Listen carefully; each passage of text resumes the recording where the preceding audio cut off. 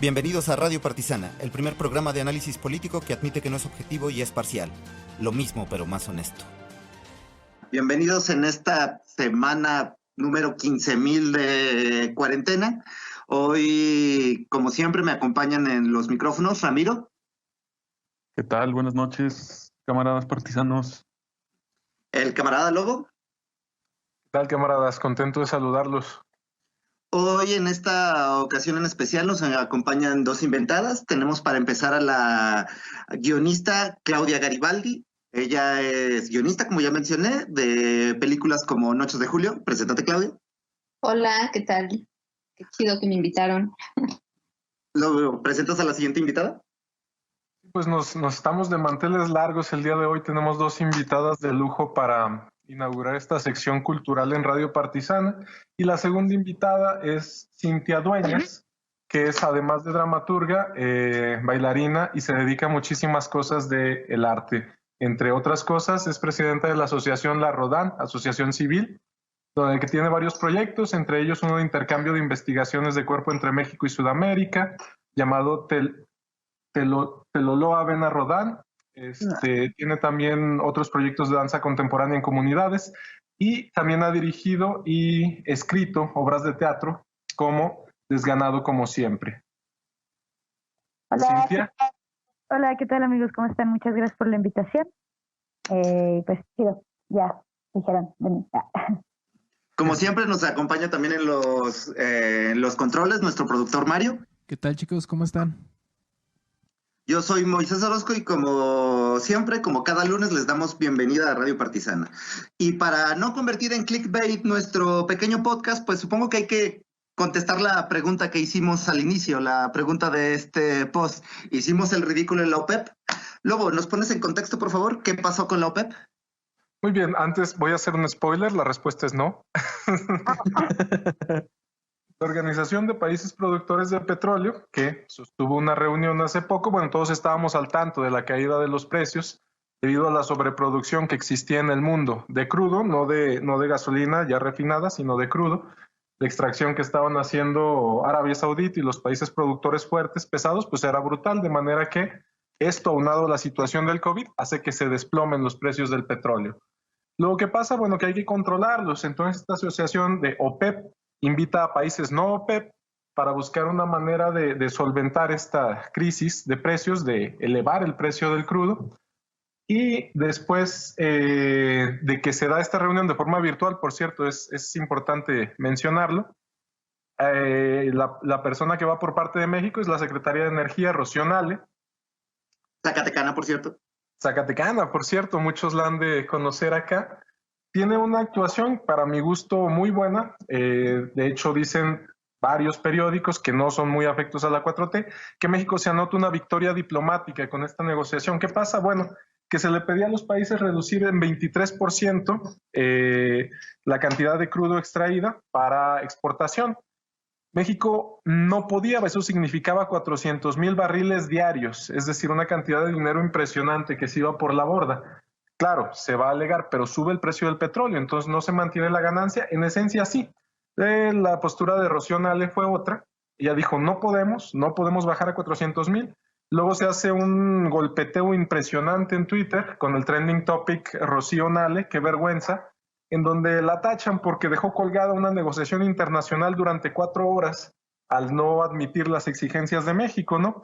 Y bueno, esto da mucho que hablar, ya lo iremos hablando con tranquilidad, pero sepan que el resultado fue, a México se le condonan, digamos, de alguna manera estos 300,000 barriles de producción diaria. México termina solo limitando en 100,000 barriles su producción, hasta donde van las cosas, y Estados Unidos, por parte de la Secretaría de Energía, ya ha declarado, absorbe 250,000 de eso que le tocaba a México. Entonces nosotros vamos a estar produciendo básicamente lo que producíamos, unos 100,000 menos, y el proyecto de Andrés Manuel de continuar aumentando la producción y la extracción de Pemex, pues continúa básicamente. Pues bien, tenemos una clara demostración de los poderes petroleros del mundo enfrentándose. La gente debe tener en consideración y en contexto la crisis de la que estábamos viniendo justo antes de entrar a la cuarentena, que es la guerra de precios que había entre Arabia Saudita y Rusia, donde Arabia hizo un superávit de barriles de petróleo, lo cual hizo que se desplomara el precio del crudo a $22, el más bajo en los últimos 20, 25 años, según tengo entendido. Eso pues tuvo una serie de consecuencias alrededor del mundo, pero justamente yo creo que los países de la OPEP no consideraron la desaceleración económica que iba a provocar el COVID, lo cual está haciendo que la demanda de crudo sea mucho menor en todo el mundo, mucho menor de lo que esperaba Arabia Saudita.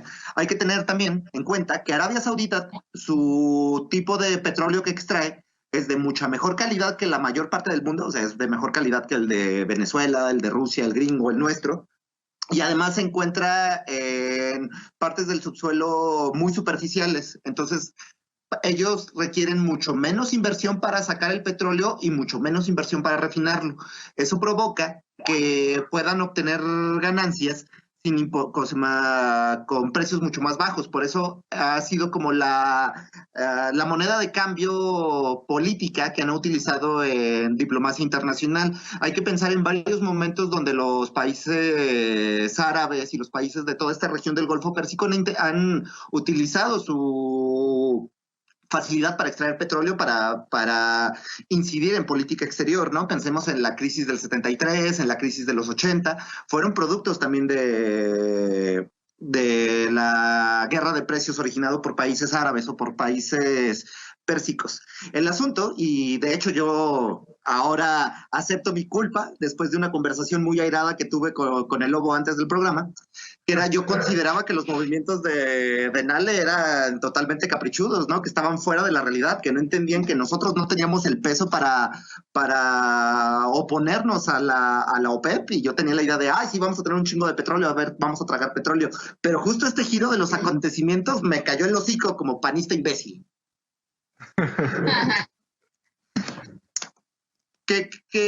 ¿Tú qué opinas, mi Ram? Mira, básicamente aquí hay que rescatar algo bien importante. Las estrategias que implementó para la negociación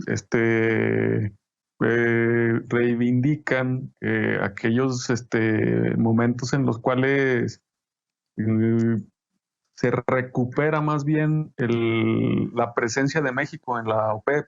Y a mí me dio un poco de tristeza ver cómo ante la mesa en la que se estaba negociando fue duramente criticada en nuestro país por el hecho de tenerle un poquito de miedo y respeto a estos personajes, ¿no? Entonces, más que nada, volverse a poner e imponer en la mesa, aún siendo minimizados como México para renegociar a favor de nosotros, pues fue sumamente importante en la historia mexicana. Es más, lo veo de esta forma. Fue un homenaje a la expropiación petrolera. ¿Sí? Ya estamos en este problema, no podemos, con nuestras características de país, reducir al porcentaje que ustedes quieren, pues vámonos entendiendo. Y más que nada que una zacatecana haya representado eso, me parece sumamente importante y que debemos de considerar y respetar cómo se dieron las cosas, porque es casi inédito, ¿sí? Mientras teníamos negociadores agachones y muchos que terminaron con problemas de ley y endeudados en persona por seguirle la corriente a negociaciones desfavorables, pues hoy tenemos una gran diferencia, un momento totalmente nuevo, con ¿cómo se llama? Con una aspiración legítima que es sostener el negocio del petróleo y que sea funcional para nosotros. Lo que no era. Perdón, sí, adelante. Hablando de entreguistas, me pregunto cómo estará Lozoya y Videgaray en este momento. Bueno, yo creo que Videgaray con los huevos hasta la garganta, y pues Lozoya confío que en un cuarto muy pequeño. Pero ahorita lo que mencionas me parece muy interesante por lo que estaban comentando algún hashtag que estuvieron impulsando algunos legisladores de Morena, que era el asunto de la soberanía y dignidad, pues, ¿no? Que me parece interesante, pero también que me parece un punto importante a tratar de cómo, pues, digamos, la comunicación política que está haciendo el gobierno federal es justamente de una soberanía y una dignidad dentro de los recursos nacionales, pero también la pregunta importante que hay que cuestionarnos es, ¿qué consecuencias que vamos a pagar con Estados Unidos porque finalmente salieron al quite y es Trump, pues, ¿no? ¿Cuáles serían las consecuencias de que Trump haya salido al quite en este momento con esta negociación con la OPEP? Yo creo que ya lo dijo. Yo creo que Trump está buscando únicamente proteger a estas empresas norteamericanas cuyos precios de producción de crudo sí son caros porque ellos utilizan fracking, muchas de ellas, ¿no? Entonces, él está contento con la tratada precisamente porque tienen tanto pinche crudo que ya no saben dónde meterlo, ¿no? Es decir, ya no hay un bien económico que puede extraer de ahí, y reducir el precio en este momento no le cuesta nada, que claro, es un favor político, que claro, puede cobrar en algún momento, pero yo no veo realmente algo que esté sobre la mesa, ¿no? Algo que esté sobre la mesa y que esté arriesgando. Otros dicen que es la cuestión migratoria, ¿no? Pero ¿cómo chingados procede por ahí? Porque es claro que tiene una buena relación con el presidente mexicano, y es claro y esto es a nivel nacional y me parece histórico, que el gobierno de México ahora es muy diferente a lo que teníamos antes. Antes teníamos a Lozoya, que va a ir a la cárcel, y ahora tenemos a Rocío Nale. Y otra cosa también. No, Lozoya que está en la cárcel, ¿recuerdas? Ahorita está en la cárcel. Que va a la cárcel como elemento, pero está en la cárcel. Es un maldito convicto, es un sucio maldito convicto. No, y ahorita que lo mencionas, o sea, creo que el movimiento, independientemente de la habilidad política de Rocío Nale, el momento político fue perfecto, porque hay que considerar por qué Rusia y Arabia Arabia Saudita y Rusia estaban en medio de la guerra de precios, ¿no? Esta guerra de precios es producto de que Estados Unidos no estuvo exportando petróleo durante los últimos 25, 30 años porque estaban buscando su autonomía energética. Todo el petróleo que estaba generando Estados Unidos iba a las reservas de Estados Unidos. El asunto es que ya iban a empezar a exportar. El asunto es que el petróleo estadounidense cuesta varo, o sea, es más caro, es un poco más caro incluso que extraer el petróleo mexicano. Entonces, al tener esta reducción esta caída de los precios del petróleo, pues Estados Unidos no podía entrarle a competir con Rusia y con Arabia Saudita por los precios. Justamente el rollo, y esto es lo que me parece muy interesante, creo que no vamos a salir tan raspados ni con tanta deuda de este pacto, y esto a lo que llega Rocío Nale, porque le conviene a Estados Unidos. A Estados Unidos le conviene la reducción de producción de todos los demás países de la OPEP, porque necesita que posicionar el precio de su propio crudo. Y eso no va a ocurrir sin el apoyo de México. Justamente es una de las cosas que me mencionabas, con la que me contradecías, que yo no estaba de acuerdo, pero ya estoy de acuerdo, que finalmente los gringos nos necesitaban en este momento nos necesitaban tanto como nosotros a ellos. Tampoco hay que exagerar y ponernos en una posición de poder, que nosotros hicimos lo que hicimos con la OPEP. No. Creo que Rocío Nale y los asesores creo que estuvieron actuando de la forma imprudente, pero midiendo riesgos. Creo que estuvieron midiendo riesgos. Y tanto fue así que no necesitó llegar nuestro mago blanco Marcelo Ebrard a resolver el pedo. Fíjate, en ese punto me parece muy gracioso, ¿no? Que la mayoría de las tundidas y los vergazos que le daban a Nale en Twitter eran porque se había levantado, según dicen las lenguas, se había levantado de la mesa de negociación y los dejó colgados durante 2 horas, una cosa así, que dijo en algún momento el delegado de Arabia. Bueno, ¿qué pedo? Ya nada más estamos hablando de lo de México durante 3 horas. Y el resultado, o sea, viendo los resultados, mira, si Rocío Nale les hubiera aventado heces, cabrón, yo seguiría contento con la actuación. Es que Claudio, por ejemplo, ¿cuál es la percepción que te da esta situación en general, pues, ¿no? Para no monopolizar la conversación, chavos. Pues justo iba a mencionar lo que decía el Lobo de este evento que Rocío Nale se levantó en la reunión, porque solo estaban discutiendo lo de México, y lo que dice Rocío Nale es que ya llevaban muchas horas discutiendo lo mismo, y no avanzaba, hasta que ella se levantó y dijo, discútanlo, esta es mi posición, esta es la posición de México. Básicamente es justamente yo creo que es una estrategia de negociación, una presión de, esta es mi posición, vean ustedes.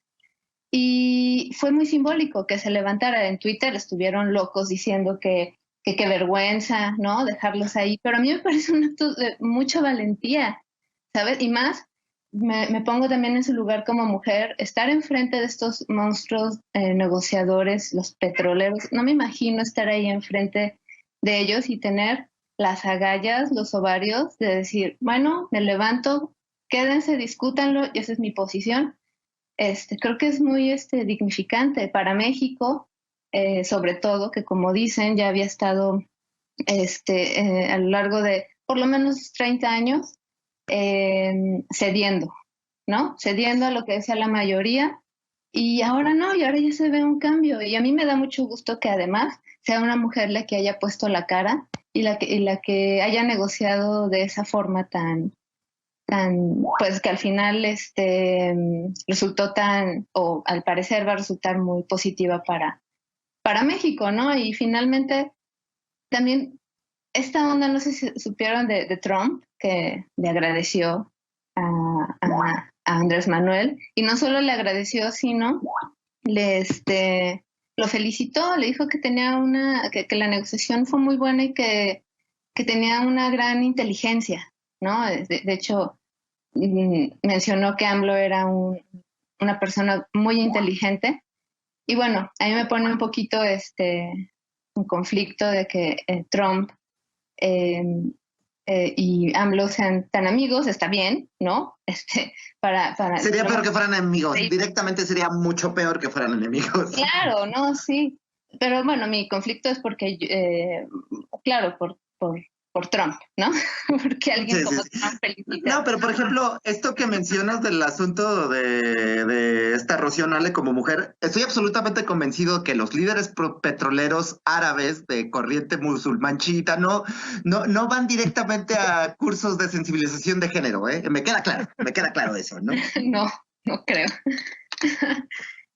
Bueno, ¿alguna conclusión sobre el tema? ¿Algo que quisieran ahondar o mencionar? Sí, algo rápido. Esto realmente redefine la posición de México ante el mundo y nos hace entrar en una nueva dinámica, un poquito menos agachones, ¿sí? Más bien mucho menos agachones, y que nos da la relevancia que tanto se había buscado ante este tipo de crisis globales. ¿Sí? O sea, el gigante, la gigante, se está imponiendo y está empezando a mover conciencias. Mira, hay una crítica que le tengo a Andrés Manuel directamente, que es el hecho de, no me parece un presidente internacionalista, no me parece un güey que tiene muy clavado su proyecto político de primero los pobres, y eso me parece evidente, tanto es así que le vale verga la clase media y las otras clases, sencillamente, y me parece bien, pues, no, lo dijo, no es así como de, ay, güey, de repente nos dimos cuenta, ¿no? O sea, lo dijo desde el principio. El asunto es que tiene un equipo muy bien conformado de gente que ha dado la talla más que adecuadamente en cuestiones internacionales. Marcelo, en este caso Rocío Nale, que han sido personas que han llevado la diplomacia y la política exterior mexicana a puntos que no habían estado en ningún otro momento, pues. O sea, pensemos del gobierno del que venimos, de Videgaray, el pinche entreguista neoliberal tecnócrata de mierda que era ese güey, ¿no? Y ahora el punto en el que estamos, o sea, me queda muy claro que el presidente no lo puede hacer todo, pero hay quien sí lo puede hacer, ¿no? También está, o sea, la cuestión tiene que ver con un plan estratégico de Andrés Manuel desde el principio. O sea, Dos Bocas va a continuar y es por eso que se van a ir los derecheros inmediatamente. Cancela Dos Bocas, cancela Dos Bocas. Se trata de soberanía energética. Cuando esa madre esté lista, realmente ahí sí vamos a ver un cambio sensible del precio de la gasolina, no sujeto a las fluctuaciones internacionales que estamos viendo ahorita.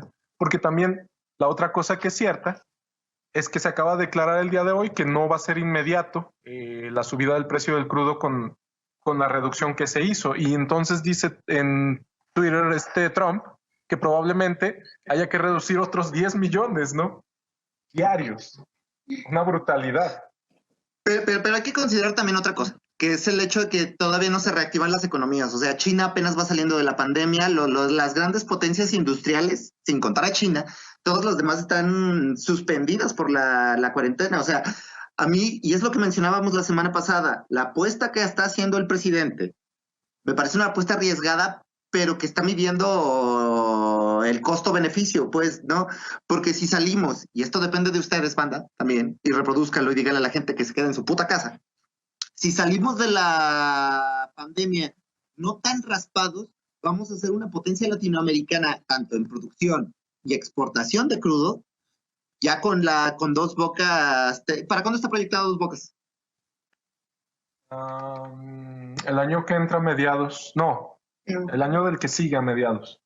Ok, ahora imaginen esta situación, ¿no? México no tan jodido por la pandemia, con una producción de petróleo y la reactivación de los mercados de nuevo, y además considerando que los otros productores de petróleo ¿cómo se llama? También van a estar viviendo las consecuencias de la pandemia. O sea, la apuesta que está haciendo el presidente me parece muy arriesgada, pero si le sale bien, qué bien le va a salir. De acuerdo. Ojalá, Sí. de acuerdo. ¿Hay algo con lo que quisieran concluir, algo que agregar? Cintia, ¿quisieras comentar algo al respecto de este tema? No, la verdad no. Ok, perfecto. ¿Alguno de ustedes, alguno otro quiere comentar o pasamos al siguiente punto? Pasamos al siguiente punto entonces.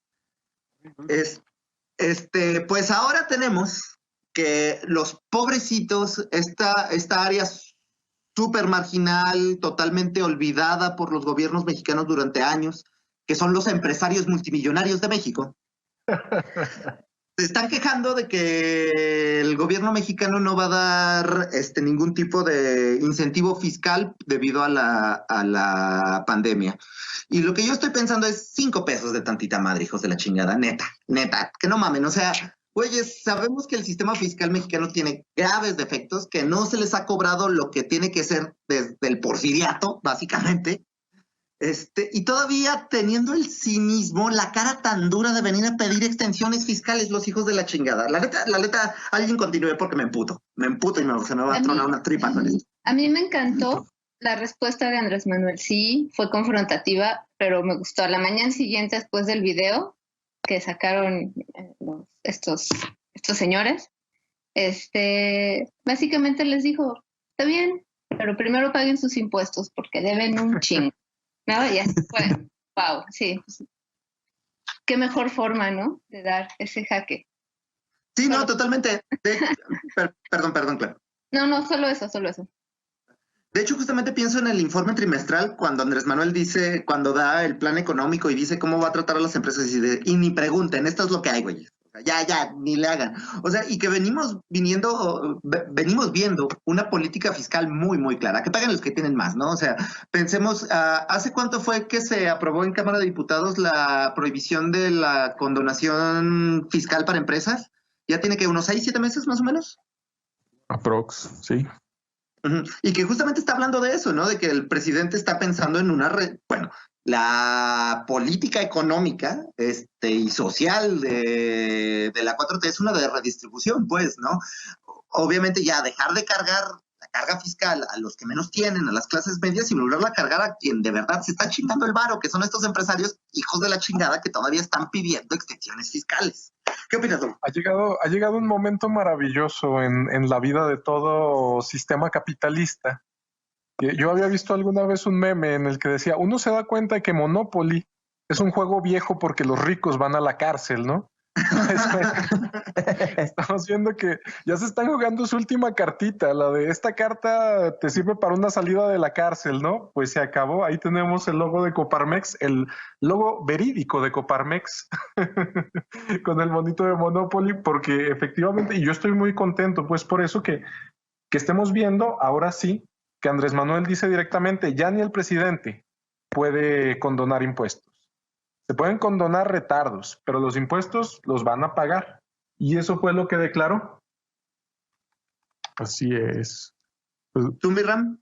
Yo quiero agregar una cuestión didáctica, y es que se creó el sistema fiscal en México, un sistema con todas sus virtudes y defectos, pero más allá de eso, se propició entre las empresas que hubiera un cierto repudio a la cultura de los impuestos, ¿no? Cuando en un país de las características como el de nosotros, se requiere la conciencia necesaria para generar riqueza a favor de todos. Entonces, ¿qué es? Los impuestos. ¿Los impuestos hacia dónde van? Sí, recuerdo un meme ese que dice, ya pagué mi refrendo, mi tal, mañana no va a estar el bache. Entonces, parte de que la infraestructura de México tenga ciertas carencias es por todos aquellos empresarios que prefieren negociar sus problemas a tratar de hacer el pago de piso que les corresponde. ¿Sí? Entonces, esto nos llevó a años de crisis en infraestructura, ¿sí? A leyes que se impusieron en gobiernos anteriores donde se pone en desventaja a la mayoría de la población vulnerable, y ahora es un poquito de, carnas, ya se les dio su tiempo de recuperación. ¿Por qué no lo están logrando? ¿Sí? Tenían un deadline, sabían que iba a pasar esto. Entonces, pues es hora de reconsiderar la cultura de impuestos y saber que ser empresario es un ganar-ganar para todos, no un perder y endeudarse con cualquier cosa. Entonces yo sugeriría a todos esos empresarios que vayan y pidan a sus bancos de preferencia los préstamos necesarios y que paguen sus impuestos. Como los malditos mortales, yo no llego a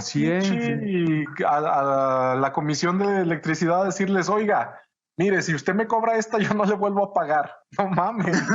No, y por ejemplo, a mí que me toca ser contribuyente por alguna razón específica, y estoy a fin de mes pues echándole producción, echándole ganas para pues pagar los impuestos, para pagar los impuestos.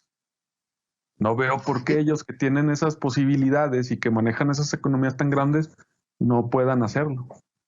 Además, recuerden que venimos de 3 administraciones abiertamente neoliberales, totalmente tecnócratas, que han puesto la ley de modo que, pues, que los que terminen cargando la deuda pública de beneficios privados termina siendo la sociedad civil, pues, ¿no? O sea, este asunto y que la población, y espero que esto también sirva para que la población en general entienda que si tienes una pymes, una pequeña o mediana empresa, tus intereses no son los mismos que las grandes corporaciones, porque tú tengas tu panadería artesanal, tu pulquería, tu taller ahí chiquito con 2 empleados, no significa que tus intereses sean los mismos de la Coparmex. Por supuesto que no, ellos te desprecian y te odian.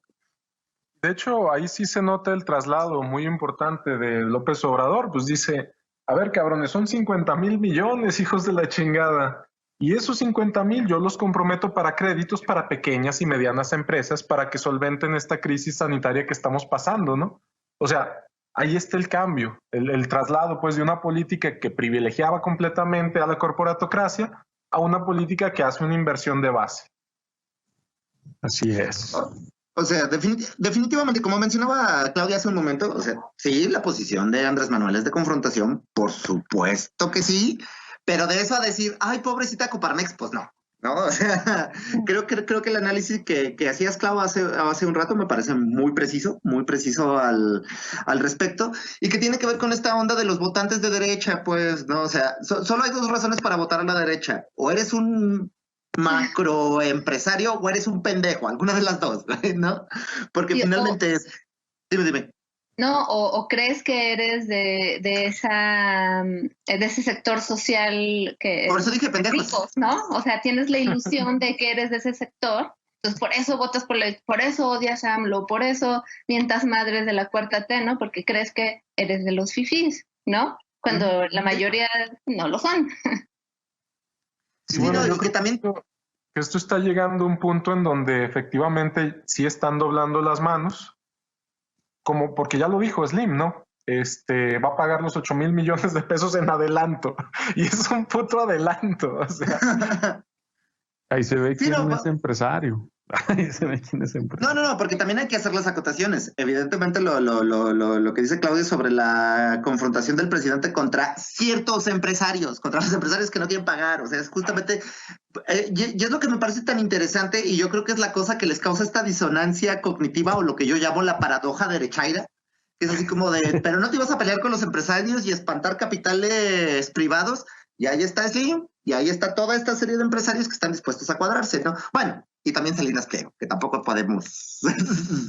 Así que, gente, en Radio Partisana no condonamos los saqueos y la cuarentena se sale de control, pero si lo van a hacer las empresas de Salino Pliego, pues considérenlo como objetivo, chavos. Yo no estoy condonando nada, no estoy promoviendo nada, yo solo lo sugiero, yo solo siembro la semilla. Bueno, que quede bien sembrada, que quede bien sembrada con todos los grandes capitales. O sea, ahí está Walmart, está Sam's, está Soriana. Nada más dejen a la panadería, ¿no? Y fuera de eso, todo se vale. La panadería sí paga. Bueno, más allá, recordemos que que que desaprovecharon su momento Fobaproa. Ya les llegó su momento, aprovechenlo y paguen. Es la nueva oferta que hay. Sí, sigo pensando en ese meme que creo que compartimos en Radio Partisana, cuando Homero va al museo de Alba Edison, que justamente sí. cambian el diálogo y dicen, si eran tan listos, ¿por qué le están pidiendo dinero al gobierno, no? Ven, otra cosa que, ¿cómo se llama? Que por ejemplo la derechairiza no ha podido capitalizar, que han intentado buscar una especie como de líder de oposición entre el sector empresarial, cuando intentaron mencionar el pendejo de Tumbaburros, decir que el director de Bimbo ya estaba preparando su mañanera alterna y salió el güey de Bimbo a decir, no, yo claro que no. No, yo no dije nada, es lo mismo que dijo Peña, yo no dije nada. Pues muy bien, chavos, algo con lo que quisieran concluir el tema de nuestros queridos, marginados, pobrecitos y desiguales empresarios. No, pues que le echen ganas. Tengan padre. Sí, ¿hay algo que te gustaría comentar en el tema? No, pues es que creo que todo va como por la misma línea. Ok, perfecto. Pues entonces pasamos al siguiente tema, al tema dominante de aquí a varias semanas, que es pues la actualización del COVID. Lobo, ¿nos podrías pasar los números del mundo y en particular de México? Yes, indeed. Bueno, tenemos un alarmantísima cifra mundial. 1.918.855 casos confirmados en el globo y tenemos 119.588 muertes confirmadas, de las cuales en Estados Unidos nos encontramos con cerca de 600.000 casos confirmados y 23.000 muertes. Estados Unidos está punteando el conteo de muertes, le sigue Italia, España, Francia, después Alemania, y ya queda China por ahí en un 10º lugar, que parece tener controlado el brote. No obstante, hubo otro, digamos, rebrote de unos 100 infectados cerca de Wuhan, pero parece que todos son casos importados, cerca de 98. En el caso de México, tenemos por ahí la imagen, mi Mario, si pudiéramos proyectarla, porque en este momento no recuerdo, había escalado cerca de... Yo aquí los tengo, ¿quieren? A ver, sí, adelante. Sí, por favor. 5.014 casos confirmados, 9.341 sospechosos, 23.040 negativos, 332 estables de funciones y 37.395 personas estudiadas. Okay. Muchas gracias, claro. Pues seguimos dentro, a pesar de que hemos tenido un repunte, que es evidente cómo nos estamos aproximando a la fase 3, pues seguimos dentro de los números, ¿no? Seguimos dentro de las proyecciones, considerando que a la sociedad civil claramente le ha valido verga y madre la cuarentena, muchos de ellos, pues, ¿no? Porque finalmente lo peligroso que se ve de la situación mexicana es el hecho de una combinación entre ignorancia, negligencia criminal y pobreza, ¿no? Porque creo que las decisiones y las estrategias que ha tomado gobierno federal y varios gobiernos estatales y municipales ha sido la correcta en general, pues, ¿no? No desatar el pánico, pero ser muy claros con respecto a la cuarentena y ser muy transparente con el número de casos y de funciones. Yes. De hecho, algo que dicen mucho es que para enfrentar cualquier pandemia, un principio técnico, bueno, lo dice Gatell, es la transparencia, ¿no? Justamente decirle a la población y ser muy transparentes en todo lo que está pasando, ¿no? Decirle a la población lo que está pasando para que tomen esa responsabilidad que, como dice Moy, muchos no están siguiendo, ¿no? Ya sea por ignorancia, no sé, miles de cosas, pero justo eso, la transparencia, y creo que al menos hasta este momento yo también veo mucha claridad, ¿no? En lo que nos dicen todos los días a las 7 de la noche. Además hay que entender que este tipo de pandemia que estamos viviendo es una cosa inusitada.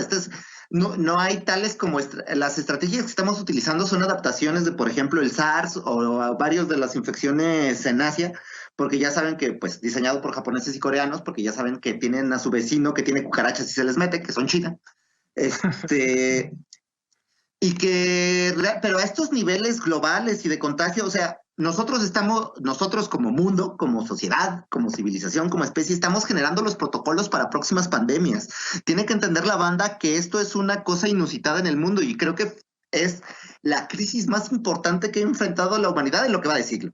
Para empezar, pues, ¿no? Esta combinación de crisis económica con pandemia mundial, con ascenso de las ultraderechas en ciertos lados y esas cosas, pues es un cóctel claro de catástrofe en la que estamos aprendiendo a lidiar y creo que el gobierno mexicano lo ha estado haciendo bien. La sociedad mexicana, por otro lado, ahí tiene varios inconvenientes. Tuvimos varios casos de gente que la Guardia Nacional tuvo que sacar de las playas. O sea, y la verdad, hasta me dio gusto por esos pendejos, la neta. Y chilangos además eran. No, había 40 mexicanos por ahí, 40 zacatecanos por ahí, Mimo, y tenemos que decirlo.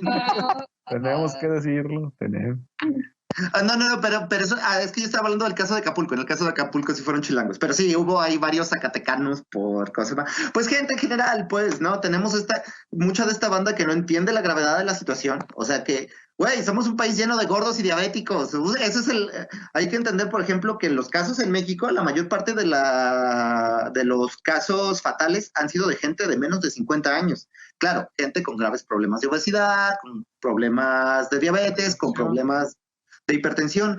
De hecho, ¿vieron el caso de un influencer, creo que de Monterrey, que estuvo invitando a su cumpleaños en marzo para, ¿cómo se llama? Diciéndole a la gente que no le tuviera miedo al coronavirus, que la chingada, que se la pelaba, que no sé qué, no sé cuánto, y creo que acaba de fallecer hace 2 o 3 días. Producto del coronavirus. Maldita justicia poética. No, y además también lo que se me hace bien interesante es como todo este plan integral que tiene el gobierno o el que ha mostrado hasta el momento, que es, por ejemplo, la ayuda psicológica, ¿no? La ayuda a mujeres embarazadas, que lo presentaron hoy, a los niños, ¿no? También, un poco ahí le andan moviendo la psicología de los niños. Y a mí me parece muy chido que este sentimiento de que por fin siento que el gobierno se preocupa por los individuos, o sea, por todo lo que conforma un individuo, no nada más es un ciudadano que tiene que encerrarse y ya, ¿no? Que se calle o que esté en paz, pues somos unos individuos con que un confinamiento evidentemente nos va a traer consecuencias de muchas índoles y se preocupan, ¿no? Lo ven, se preocupan, claro, es un plan que tienen desde enero, ¿no? Trabajando según cuentan. Y hasta enternece de alguna forma, ¿no? Sí, no, cuando estamos... El Estado se está preocupando por mí, maldita sea, esto sí no lo había visto jamás. No, jamás, y de verdad así como dices, bueno... Haré un chiste sobre padres ausentes y el Estado, pero mis jefes están escuchando la transmisión, entonces no lo voy a hacer. Pero creo que el comentario que estás haciendo, estamos viendo cómo se va mudando una política totalmente tecnócrata que nos veía nada más como estadísticas, como números, ¿sí? A una política social, pues, ¿no? O sea, que sí, justamente nos ve como individuos que tienen necesidades, y que teniendo otra cosa, que luego la banda no entiende, que están esperando que reaccionemos como Alemania y Francia. No somos Alemania y Francia, somos el tercer mundo. Sí. Aguántense y supérenlo y acéptenlo, ¿no? Y que se están tomando las consideraciones a partir de la realidad, pues, ¿no? O sea, el gobierno federal entiende que hay una buena porcentaje de la población que no se puede quedar en sus casas, que viven al día, que tienen que estar saliendo a ganarse el pan. Pero eso no quita también el otro gran porcentaje de pendejos que creen que se van a agarrar a putazos con el virus, pues, ¿no? Y que como ellos son muy cabrones y muy vergas y la chingada, no se la van a pelar, pero pues no. Es el pedo también de lo que hemos visto de la desarticulación de una educación científica por parte de la derecha hasta este momento, ¿no? Ah, sí. Sí, y que lo interesante también es que la sociedad, o lo que yo veo y me gustaría, es que también va a cambiar, ¿no? Mucha gente no, claro. Pero también gran parte de la sociedad a partir de esto también va a cambiar, ¿no? También el gobierno llama mucho a la solidaridad, ¿no? A la unidad, a actuar como una comunidad, ¿no? Y creo que a quien le entre eso, que vamos a ser muchos, ¿no? Va a cambiar un poco la forma, ya cuando salgamos de esta, vamos a ver, ¿no? Qué tanto cambiamos nuestra perspectiva, porque finalmente el neoliberalismo lo que nos ha dicho es que seamos, Individualistas. más que individual, sí, claro, llegar al individualismo y pues sí, al egoísmo, ¿no?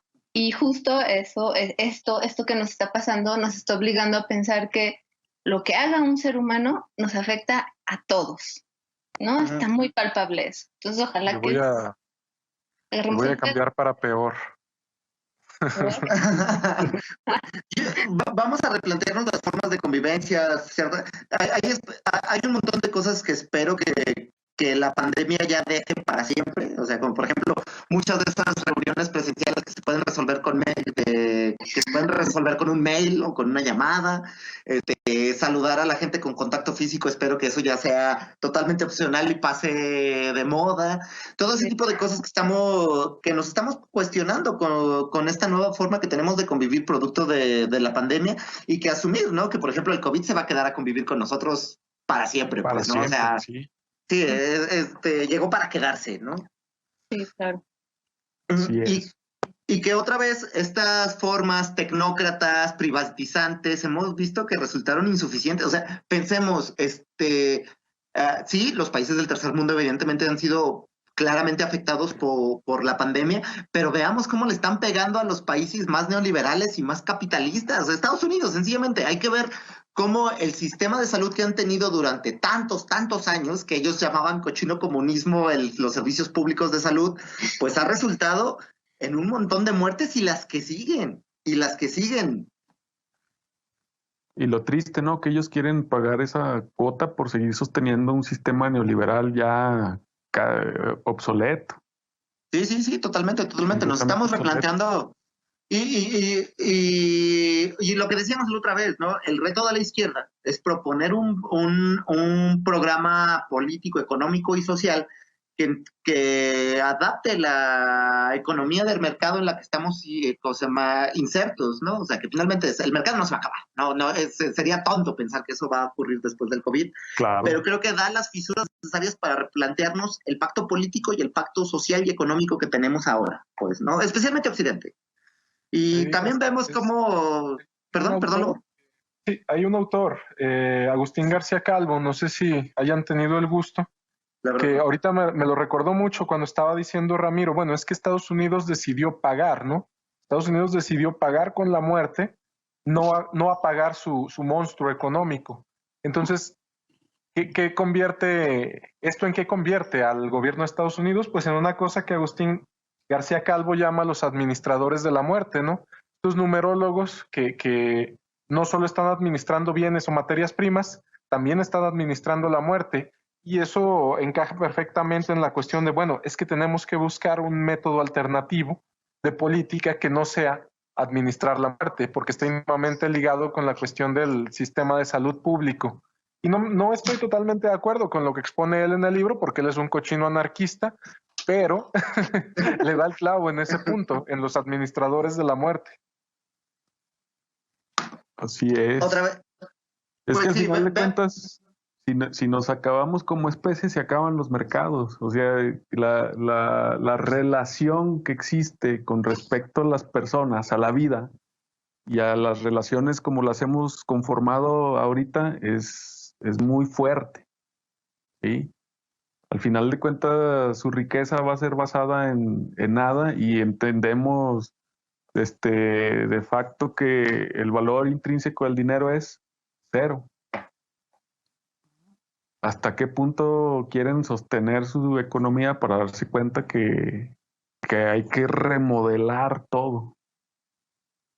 Y estamos viendo también cómo ha modificado el panorama político el COVID, como ya mencionamos también cómo ha afectado, por ejemplo, a los países petroleros, pero piensen también en el caso de Ecuador, que Lenín Moreno ya sale a declarar que ya está la orden de aprehensión contra Rafael Correa, el expresidente ecuatoriano, cuando creo que hay cosas mucho más importantes actualmente en Ecuador de qué preocuparse, no sé, como gente quemando cadáveres en la calle o haciendo fosas comunes, ¿no? O sea...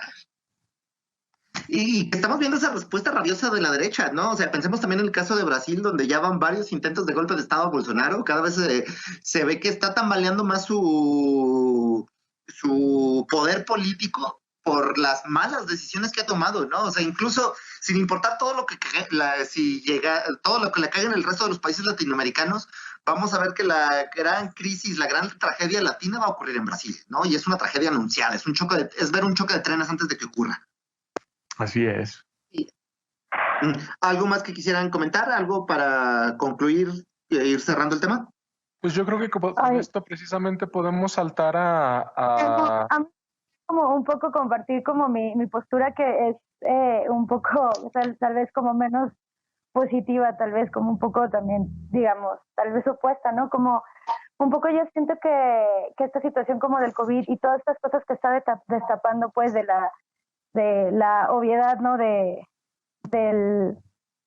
lo inservible, pues, que es en este momento como el sistema, es que como quiera nos espera una fuerte recuperación, y que la verdad a mí sí me pone muy nerviosa, porque finalmente quienes vamos a estar, o quienes estamos viviendo como las consecuencias directas y tempranas, pues como siempre somos las clases que no somos las poderosas. Entonces, como en ese sentido a mí sí me pone un poco nerviosa, en ese sentido como siento que también hay un montón de estrés entre pues todos los ciudadanos, que estamos viendo como todo lo que viene, ¿no? Todo lo que se avecina, que económicamente va a ser un golpe durísimo para todos. Sí, y especialmente tiene razón en ello, y especialmente para las clases medias. O sea, finalmente, o sea, quien le va a pagar va a ser a nosotros clase medieros, pues, ¿no? Porque otra vez lo que estábamos comentando hace rato, que pues el proyecto de recuperación económica de gobierno federal va enfocado a las clases más bajas, a evitar el reingreso de ciertas personas a la pobreza extrema, pero sí, ciertamente las clases medias estamos en cierto nivel de orfandad, eso es innegable. Y sí, pues se avecina una crisis económica importante, ¿no? O sea, parecida a la del 94, a la del 82, ¿no? Así que, banda, les recomendamos, no gaste más de lo que gana, ahorre sabiamente, utilice productos, prudentemente los créditos, no se endeude con pendejadas, no necesita un nuevo iPhone, prepárese, porque viene un putazote, ¿no? Y eso no es culpa de nadie más que de un sistema que viene arrastrando varias contradicciones, y que pues no le tocó a esta generación estallarnos en la cara. Seremos los nuevos boomers, güey. En 20 años a los trilenials les vamos a decir, no mamen, yo sí sufrí, güey, ¿tú qué, güey? Yo sobreviví a la epidemia del 20 y a la crisis del 21, güey, ¿no? No, y que justo como el precio que se está pagando, pues es altísimo, güey. O sea, a mí la verdad todo esto, a mí no, o sea, como, a mí sí me pone nerviosa, a mí sí me pone triste, a mí, o sea, o sea, a mí no me da gusto que esto se esté derrumbando. La verdad es que me pone muy nerviosa. Me hubiese gustado que cambiara sin derrumbarse de esta forma, ¿no? Sí, el asunto es que, como la historia es claro testigo de eso, ningún sistema político ha cambiado por las buenas, ¿no? Siempre ha tenido que ver una crisis. Podemos hacer el análisis hacia atrás, pensar en la crisis del 29, la Primera, la Segunda Guerra Mundial, todas estas cosas, todos estos momentos importantemente violentos, conflictivos y catastróficos han sido lo que incendia el sistema, y a partir de esas cenizas construir uno nuevo, ¿no? Y sí es terrible, ¿no? Y obviamente lo estamos diciendo desde el romanticismo y la poética del optimismo desde la distancia, pero creo que todos tenemos la clara dimensión de lo que viene. Va a estar cabrón para todos. Sí, no, y ojalá que esto que habla, ¿no? De este despertar humano y de estas ganas de sí colaborar realmente suceda, porque yo tampoco estoy tan segura, la verdad. Pues como nos dejó claro los sismos del 17, la humanidad se crece ante los retos. Estoy absolutamente convencido de que las tragedias y las catástrofes, de la misma forma que sacan lo peor de nosotros, como ha quedado claro en las compras de pánico, también han sacado lo mejor de nosotros, pues. Y precisamente por eso, banda, no acosen a la gente de los sistemas de salud, a los servidores médicos, a las enfermeras, a los enfermeros, a las médicas, por favor, porque he visto unos actos de discriminación realmente dignos de una época medieval. Pero bueno, ¿alguna conclusión para ir cerrando el tema? Yo creo que ya podemos saltar precisamente con esto del COVID a tanto Claudia como Cintia. ¿Qué pasa con una breve antes? Una pequeña... Sí. Sí, ¿cómo se llama? Un pequeño obituario antes de continuar. Ah, cierto. Está Okay. con... Bueno, y seguía sobre el COVID. Dalo. Ok, bueno, antes de continuar, una nota que también nos entristece un poco porque muchos de los que somos integrantes de Radio Partisana y muchos de los que nos escuchan pertenecen al mundo geek, entienden del mundo de los videojuegos y pues hace 2 días nos abandonó Gus Rodríguez. Para muchos que no lo conozcan, Gus Rodríguez fue el fundador de Club Nintendo, la primera revista sobre videojuegos en México, y también más allá lo conocerán porque fue el productor ejecutivo y creador de Nintendo Manía.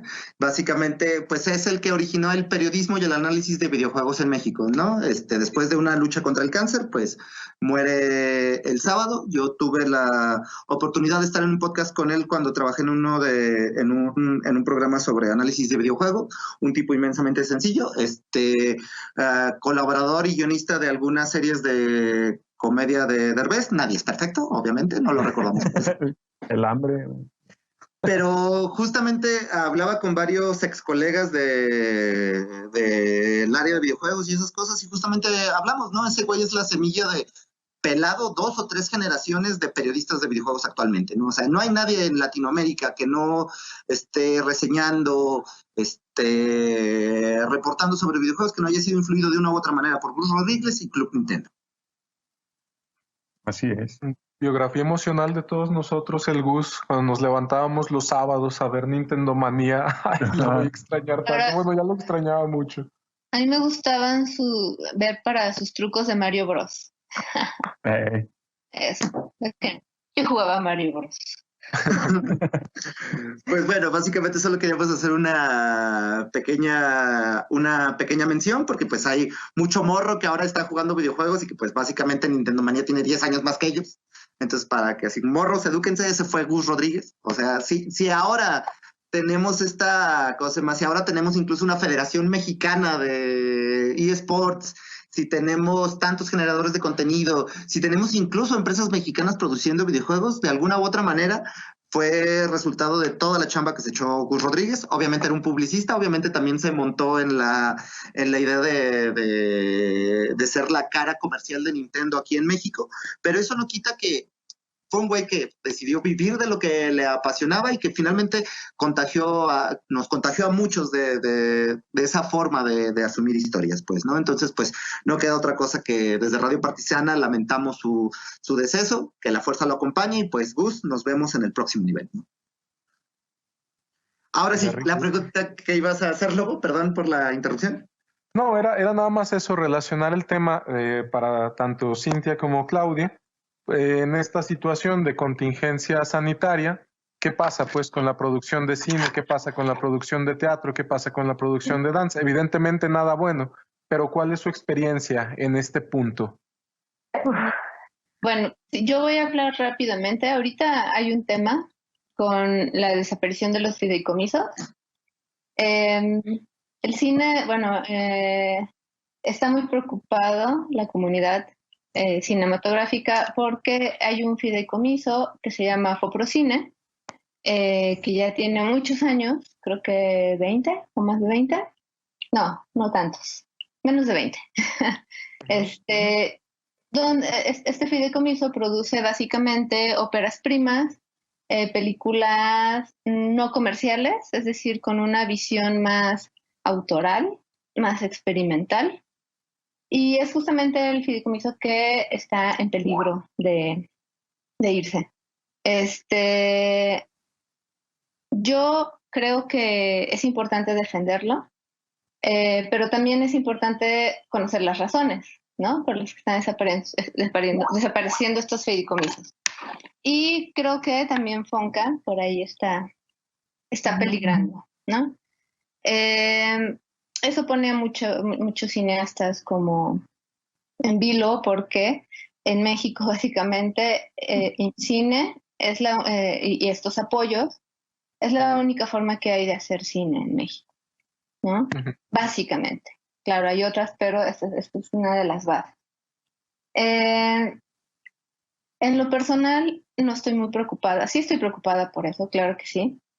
Pero creo que finalmente se encontrarán otras formas de hacer cine y estoy confiada en que el gobierno no va a dejar a la deriva al cine, sin embargo, no es su prioridad, ¿no? La cultura no es su prioridad.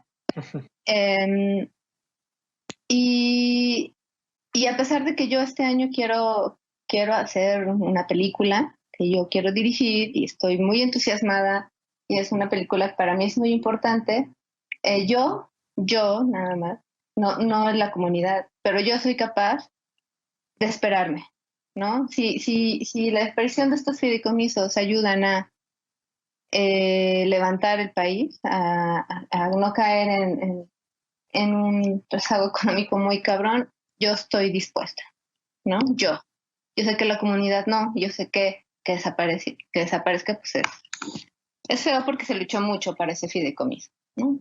Y políticamente, eso es lo que políticamente ha sucedido en cultura, en cine, en sí.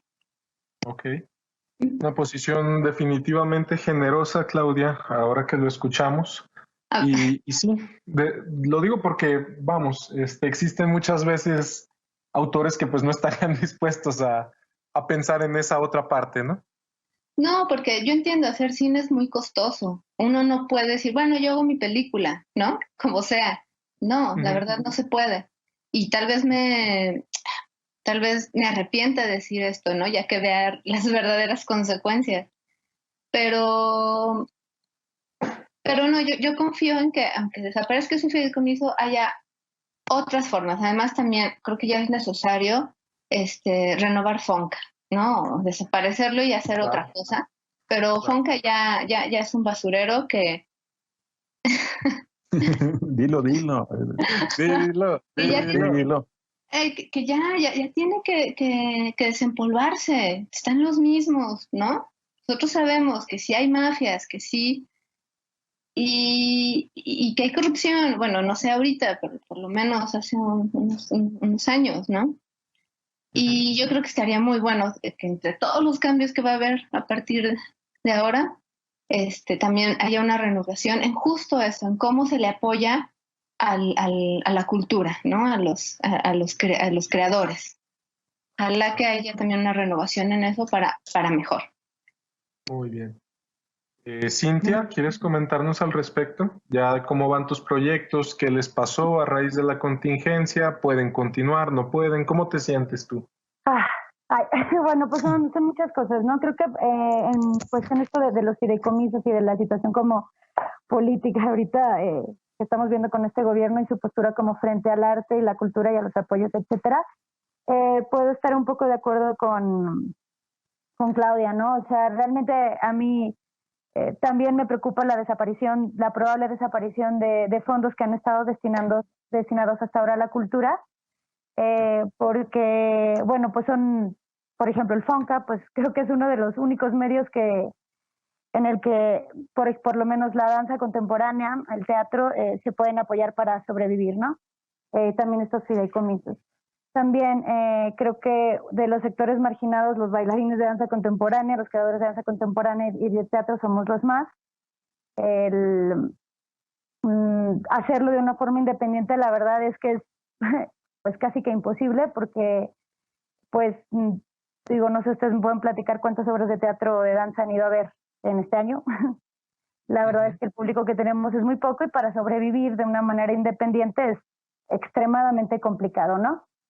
Entonces, la verdad es que este tipo de apoyos sí han ayudado a que mucha gente de la comunidad de danza, sobre todo de danza contemporánea, que es de la que yo soy cercana, sobrevivan, ¿no? Y sobrevivamos de forma, pues, trabajando como intérpretes, ya que, pues, muchos de este tipo de apoyos funcionan para producir y dentro de la producción, pues, está el pagar honorarios a quienes trabajamos para hacer esto, ¿no? También creo que estaría bueno una renovación. También creo que este sistema de seguir compitiendo, de pronto también, pues ayuda un poco a esta sensación de querer, pues a la idea de la competencia, ¿no? O sea, porque yo sí, porque a mí no, etcétera. No creo que sí se podría encontrar una forma, pues tal vez más equitativa, ¿no? De buscar como, tal vez si de repartir estos fondos, no se me ocurre en este momento cuál, la verdad, y creo que también ha sido una exigencia como del sector cultural desde hace mucho tiempo, como buscar nuevas formas de funcionar justo para eliminar estos baches que permite la corrupción, ¿no? En ese sentido. Actualmente, yo en lo personal y los proyectos que nosotros estamos teniendo y los proyectos que yo tengo en este momento, sí están sufriendo, sí se pararon por completo.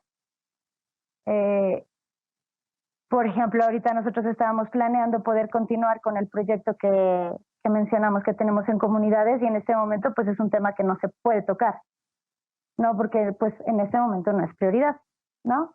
Pero que también preocupa, ¿no? Porque entonces, ¿cómo va a continuar si en este momento no se puede empezar a planear y no se puede empezar a destinar un fondo para atender de forma artística a las comunidades? ¿En qué momento sí, no? Porque creo que también el arte y la cultura también ha sido algo que ha quedado como olvidado y que tampoco ha sido prioridad, pero para ningún gobierno, siento yo. Okay. También, pues, de esta forma yo también he tratado de mantenerme o nos hemos tratado de mantener de manera independiente, lo cual es sumamente complicado, siempre ha sido complicado, pero ahora con esta situación, pues más.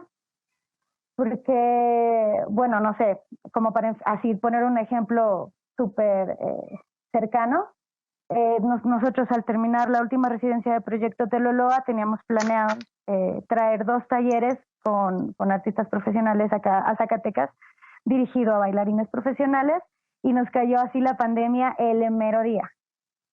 Entonces, pues, básicamente, pues el mío, por ejemplo, se canceló. Al otro llegaron solo 3 personas, y que también estuvimos como ahí pensando si lo dábamos, no lo dábamos. No, bueno, se dio, pero pues la asistencia se ve afectada pues muchísimo, lo que afectó un montón al lugar que nos recibió, que es un lugar también independiente. También estaba esperando sobrevivir con este tipo de talleres, ¿no? Y que, bueno, pues tuvo que detener sus actividades. Digo, para poner un ejemplo así en corto plazo, se me canceló también un video en el que íbamos a participar varios bailarines, varios músicos, y así te puedo contar proyectos hasta agosto. Hasta agosto. Sí, talleres, funciones, etcétera, ¿no? Pues esperemos también que alguna vez mencionaba, ¿no? Que cuando termina la pandemia de la cuarentena, pues cuando la cumplamos, ¿no? O sea, básicamente dependemos de que se aplane la curva de contagios para poder reactivar todas esta serie de actividades que fueron afectadas por la cuarentena y por la pandemia en general. Y me parece importante que menciones lo de los fideicomisos, Clau, porque también sí, sé que se van a afectar parte importante de los recursos que se entregan al desarrollo cultural en general. Pero por ejemplo, también pensemos en otros fideicomisos que pues estaban, que eran muy, ¿cómo se llama? Discrecionales, y que se prestaban a la corrupción, pues, ¿no? Y que justamente el asunto de esto, y creo que es lo inmensamente importante, es caer en cuenta, ¿no? Es reparar en la importancia de cosas que habíamos dado por sentadas, y que otra vez la cuarentena están poniéndonos a analizar con más detalle, ¿no? Que es justamente quiénes son nuestros agentes culturales, de dónde están saliendo esos recursos, ¿no? ¿Cómo lo están haciendo? ¿Por qué es tan insuficiente? ¿Y por qué carajos no hemos podido construir públicos, ¿no? Sí, y construir una industria, Claro. ¿no? En el Claro. tema del cine o la cultura, bueno, el cine específicamente, no hemos logrado construir una industria sólida. Es una industria que depende del gobierno. Entonces, eso pues, nos pone siempre en desventaja, y los apoyos son tan pocos que todos estamos desgañitándonos, ¿no? Por obtener un apoyo y esperarnos 3, 4 años. Y yo hace ya unos años, le preguntaba a un amigo productor si no había otra forma de hacer cine en México, porque me parecía muy limitante que solo fuera en sus bases a través de estos fideicomisos o otro tipo de apoyos, ¿no? Y creo que a lo mejor soy muy idealista, sí, pero creo que justo esto nos puede, no sé cómo, igual que Cintia, no sé cómo podría ser, pero buscar otras formas de hacer cine, en que no sea tan dependiente de ese sistema. Y realmente, y porque si consolidamos una industria, se va a consolidar un público, o sea, todo puede crecer, ¿no? Entonces a lo mejor también es momento de repensar la forma de hacer cine, ¿no? De producir cine. Que a su vez debe de repercutir en las formas de hacer cultura. ¿Quisieran agregar alguna otra cosa, chicas? Porque recuerden que también las invitamos para hacer recomendaciones culturales para el encierro, entonces no sé si quisieran redondear un poco el tema antes de pasar al siguiente. Yo quiero hacer un enlace a eso, pero primero, si Cintia quiere hacer algo, decir algo. Ay, sí, pero la neta se me fue el trip. Bueno, Cintia, querías comentarnos de tus proyectos, creía que habíamos mencionado, y vas a comentarnos de tu libro para que ya lo recomiendes y ya pasemos a las recomendaciones generales, si gustas. ¿Quieren ya pasar a eso? Bueno, pues sí, digo, como recomendaciones. No, solo para que cerraras el punto antes de pasar a eso. A tu libro, Ok. Bueno, entonces, ¿qué te parece si, Claudia, si quieres das tu conclusión y ya pasamos al libro de Cintia? Pues no es conclusión, es más bien para unir el segmento, ¿no? Okay. Acabé de leer La Guerra de los Mundos hoy y me encantó pero les voy a spoilear. Es un libro que salió hace casi 100 años. Ya sé, que ahí tiene película y todo, películas. Pero me encantó leerlo en este momento porque finalmente lo que mató la invasión, lo que mató a los aliens, fueron las bacterias. ¿Sabes? Fue este enemigo invisible que también estamos viviendo ahora. Bueno, no es invisible, pero a la vista común. Y es la potencia del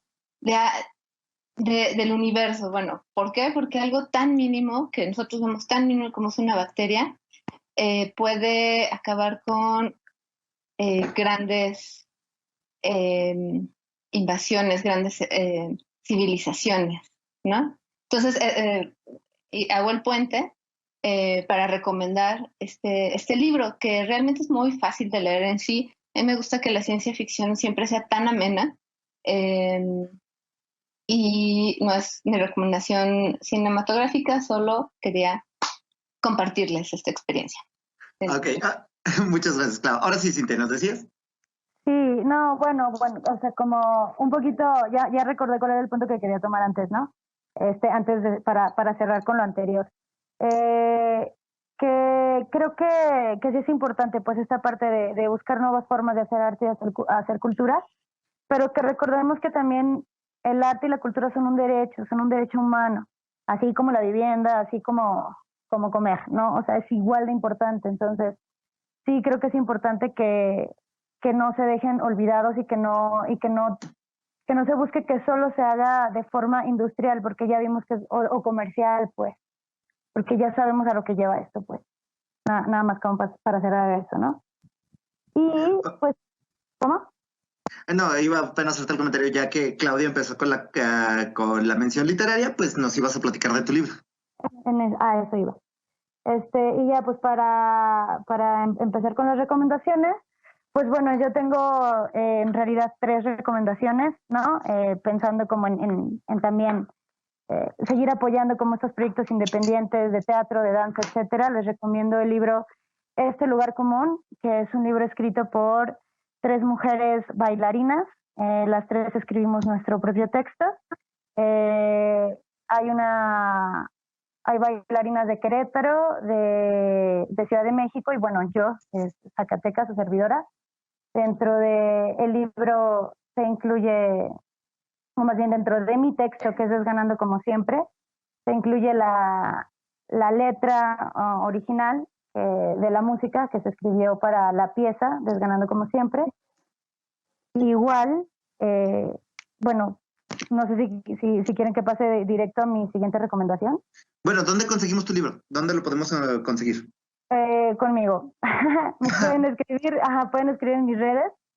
Ok, entonces si quieres al final del programa das tus redes para que se puedan contactar para conseguir el libro. ¿Tu siguiente recomendación? La siguiente recomendación igual, quería contarles que justo nuestra pieza fue seleccionada para participar en el Festival Cultura Sonora Digital y van a estar pasando nuestra pieza, pues el video de nuestra pieza, el 16 de abril a las 11 de la mañana en las redes de Cultura Sonora Digital. Entonces también échense una vuelta, vayan a ver, apoyen la danza, la cultura.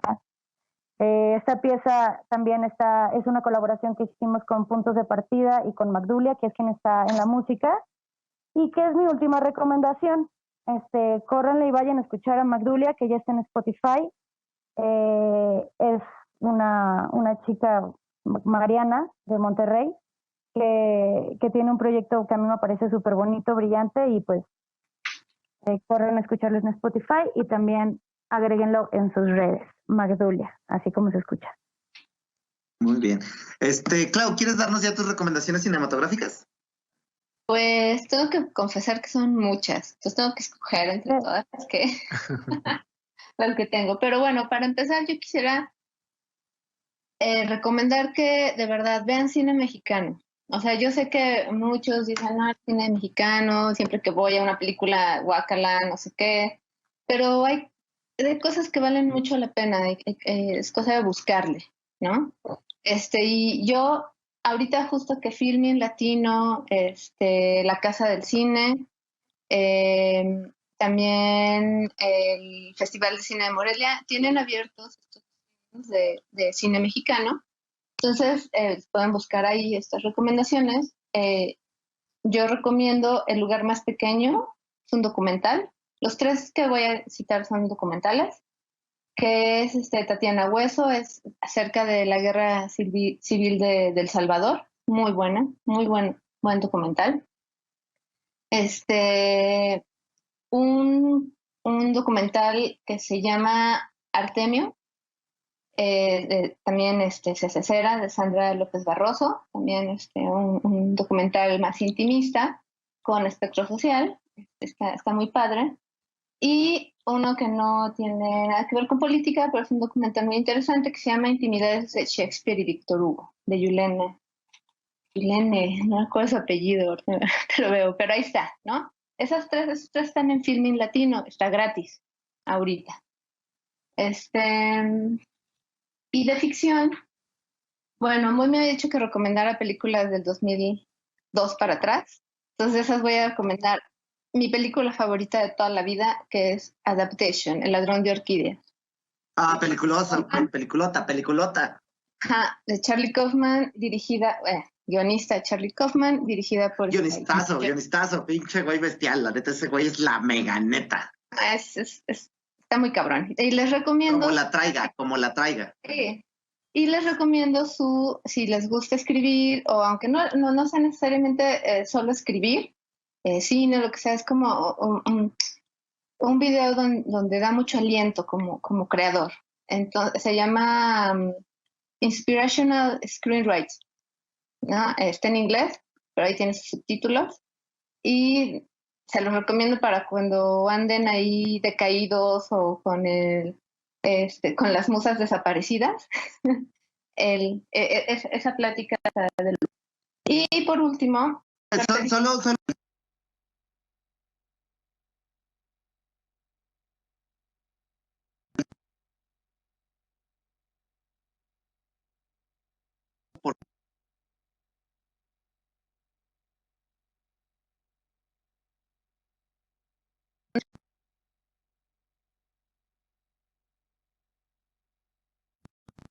Y bueno, yo voy a seguir con el cine mexicano, que es de 1972, de una mujer que la descubrí, es increíble.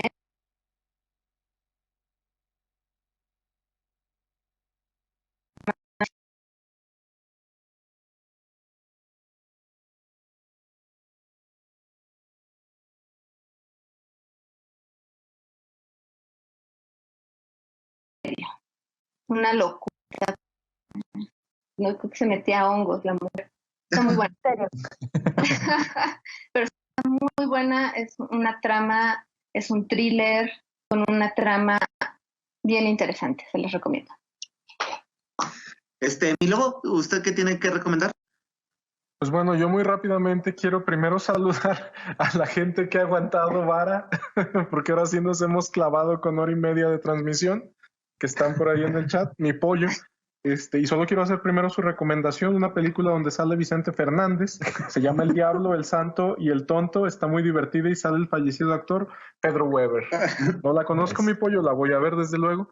Y mi recomendación también muy velozmente, un western spaghetti, Sergio Leone por supuesto, maravilla, con un extraordinario soundtrack de Ennio Morricone, El bueno, el malo y el feo, la mejor película de todos los tiempos de western, bueno, el mejor western de todos los tiempos. Y esa sería mi recomendación de hoy. Mi estimado Ram, ¿tú qué tienes para recomendar? ¿Qué tal? Como la vez pasada me quedé un poquillo corto, hoy me voy a clavar otra vez. Pero me voy a poner acá a nivel friki con emocional esperanzador, con 4 peliculitas. Una es esta que se llama El niño que domó el viento, ¿sí? Acerca de cómo ahí la crisis en un país sudafricano le pone un reto importante a una familia. Todas son historias reales.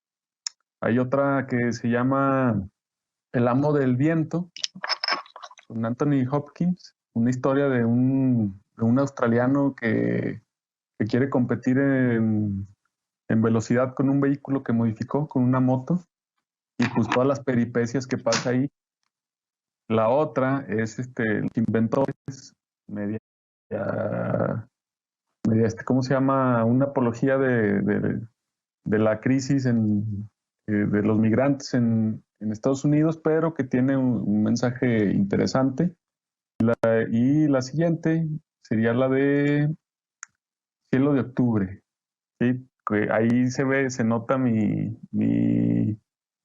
perfil ingenieril y esperanzador, todas basadas en ciertas crisis que para el momento creo que nos dan un mensaje para reavivar ciertas cuestiones de solidaridad y luchar por los objetivos que tenemos. Serían mis recomendaciones. Sí me puse medio geek hoy, geek emocional. Entonces espero que las disfruten, ¿no? Y que sirva para sobrellevar el encierro. Y claro que la recomendación de mi pollo la tenemos siempre en gran consideración. Muchas recomendaciones. Muchas gracias, Ram. Pues yo, pasando a la zona de Guayabazos y aprovechando las películas con nombres de meses, pues y aprovechando la presencia aquí de Claudia, pues yo les voy a recomendar Noches de Julio, una película guionizada aquí por la señorita Claudia Garibaldi. Una historia profundamente humana, de encuentros y desencuentros, pero me gustaría no contarles nada. Creo que es una película que ustedes deberían descubrir por sí mismos. Búsquenla, véanla, échenle un ojo. Y además también quiero recomendarles, ya en la sección de cosas aburridas, una serie de documentales que está en Netflix que se llama México, el camino de su democracia, que es un análisis que hace José Wahlberg, que va desde el México de los caudillos hasta las elecciones intermedias del 2003, pasando por todos esos procesos electorales, y básicamente cuenta la historia de cómo de ese cóctel político medio extraño que es la política mexicana, que si tuviera que definirlo en términos culinarios sería algo así como un caldo loco de Zainaldo.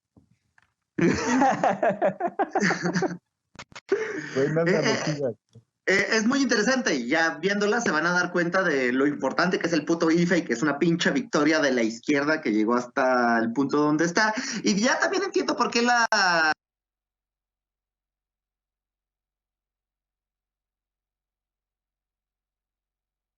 pues nuestro estimado Mario, tú para recomendarnos. ¿Qué hay?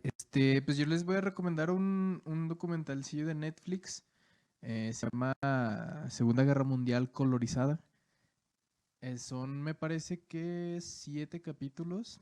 Y la verdad es que están muy, muy chidos. O sea, aparte de ver como grabaciones reales de la Guerra Mundial totalmente colorizadas. Bueno, con lo que se puede hacer, ¿no? La información que dan está muy chida. Yo creo que muchos conocemos la historia de la Segunda Guerra Mundial, pero como muy por encimita. Realmente no conocemos el porqué y los pros y las contras de todas las decisiones que se tomaron. Y ese documental te lo platica de una manera muy entretenida, muy, muy chida. Entonces, esa es mi recomendación. Se llama Segunda Guerra Mundial colorizada en Netflix. Pues muchísimas gracias, mi Mario. Y pues, sí, dime. Es que ahorita que de lo que decías de los documentales, me acordé que también recomiendo unos programas, este es de televisión, ¿no? En el canal 14, hay unos programas que se llaman Mecanismos de la Corrupción, que están increíbles porque ahorita, por ejemplo, están hablando de la estafa maestra, y son documentales de media hora. Se hablan de justamente cómo toda la red de corrupción que hay detrás de la estafa maestra. Y son bastante objetivos. Yo sé que son parciales, pero son bastante objetivos. Entonces, básicamente es un documental para informarnos y emputarnos. Exacto. Pues muy bien, entonces pues agradecemos, Cintia, Claudia, gracias por ser las madrinas de nuestra sección, de nuestra recién inaugurada sección cultural. Muchísimas gracias. ¿Algo que quisieran comentar antes de despedirnos? Yo sí.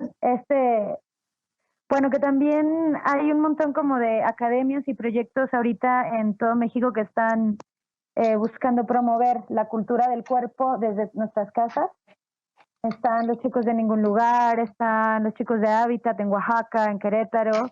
Estaría interesante también que visitáramos este tipo de espacios digitales para tener contacto con nuestro cuerpo. Digo que ya tampoco sea un pretexto que no tienes tiempo de ir, porque ahorita hay un chingo de tiempo y lo puedes hacer desde tu casa.